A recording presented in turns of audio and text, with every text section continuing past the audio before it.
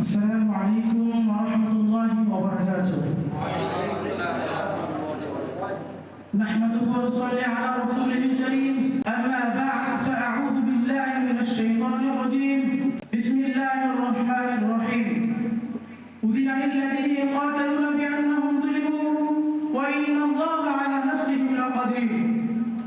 وقال رسول الله صلى الله عليه وسلم: إنما الأعمال بالنيات أو كما قال عليه الصلاة والسلام. অধ্যকার জামিয়াতুল ইমাম শাহ ওলিউল্লাহ আলাইহিস সালাম পাঠাগার কর্তৃক আয়োজিত আজকের এই সাংস্কৃতিক অনুষ্ঠানে উপস্থিত রয়েছেন সম্মানিত সভাপতি, বিজ্ঞ বিচারক মণ্ডলী ও সুদক্ষ পরিচালক। আমার সামনে উপস্থিত বাংলার দূর দূরান্ত থেকে আগত একজন এলএমপি ছাত্র ভাইরা, সকলকে আমার পক্ষ থেকে আন্তরিক মোবারকবাদ, শুভেচ্ছা, অভিনন্দন।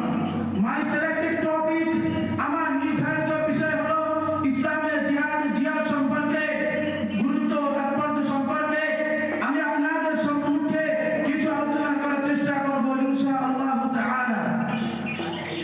মুহতারাম হাজিরিন, বর্তমান সময়ে পশ্চিম আমেরিকানরা জিহাদ সম্পর্কে নেতিবাচক ও অবস্থা চালিয়ে ইসলামের বিধান জিহাদকে গুরুত্ব করে মুসলমানদের মাদানী জিন্দেগিকে ক্ষত বিক্ষত করে দিয়েছে। অথচ প্রকৃত জিহাদ হলো খোদার জমিনে খোদার দ্বীনকে আদর্শ রূপে প্রতিষ্ঠা করা। মুহতারাম হাজিরিন, মক্কার ইতিহাস সাক্ষী, মক্কার কাফের মুশরিক বেঈমানেরা নবী করিম সাল্লাল্লাহু আলাইহি ওয়াসাল্লামকে অকথ্য নির্যাতন করেছে, হত্যার চেষ্টা করেছে, সারা শরীর মুবারক রক্তে রঞ্জিত করেছে। তারপর আমার আপনার নবী জনাবে হযরত মুহাম্মদ সাল্লাল্লাহু আলাইহি ওয়াসাল্লাম উম্মতের জন্য দোয়া করেছেন, আল্লাহুম্মা গফিরলি ফাইন্নাহুম লা ইয়ালামুন। অতঃপর আল্লাহ তাআলা 13 বছর পরে আল্লাহ তাআলা কুরআনুল কারীমে সূরা হজ্জের 39 নম্বর আয়াত নাযিল করেন, উযিনা লিল্লাযিনা ইয়াতালুনা বিআন্নাহুম যুলিমু ওয়া ইন্নাল্লাহা আলা নাসরিহিম লাকাদির। যাদের সঙ্গে যুদ্ধ করা হচ্ছে, তাদেরকে অনুমতি দেওয়া যাচ্ছে তারা তাদের নিজেদের প্রতিরক্ষা স্বার্থে যুদ্ধ করতে পারে, যেহেতু তাদের প্রতি জুলুম করা হচ্ছে। মুহতারাম হাজিরিন, আল্লাহ তাআলা নবীজিকে সুস্পষ্ট ভাষায় জানিয়ে দিলেন, ও আমার হাবিব, এখন আর কাফের মুশরিক বেঈমানের নির্যাতন সহ্য করার সময় নেই। এখন সময় হচ্ছে ইসলামের উপর যদি কোনো ধরনের আঘাত আছে, সেই আঘাতের পাল্টা জবাব দিয়ে খোদার জমিনে খোদার দ্বীনকে আদর্শ রূপে প্রতিষ্ঠা করা হয়।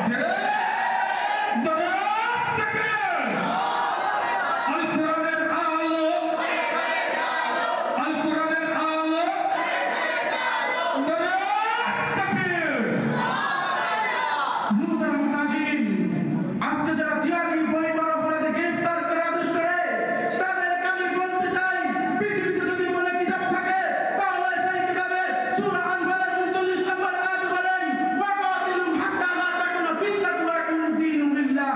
তোমরা তাদের প্রতি যুদ্ধ করতে থাকো যতক্ষণ না ফিতনা খতম হয়। আল্লাহ তাআলা কুরআনুল কারীমের সূরা বাকারার 216 নম্বর আয়াতে বলেন, কুতিবা আলাইকুমুল কিতাবু ওয়া হুয়া কুরহুল লাকুম। তোমাদের প্রতি যুদ্ধকে ফরজ করা হয়েছে।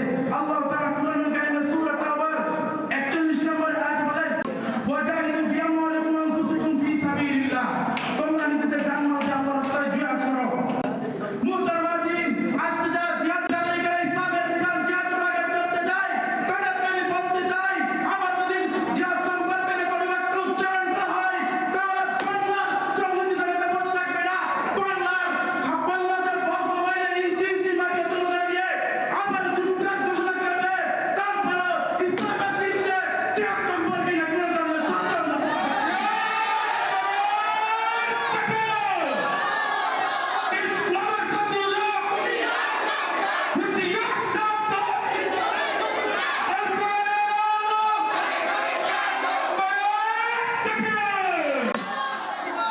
আল্লাহ তাআলা আমাদেরকে সর্বদা জিহাদের জন্য প্রস্তুত রাখো। আসসালামু আলাইকুম ওয়া রাহমাতুল্লাহি ওয়া বারাকাতুহু।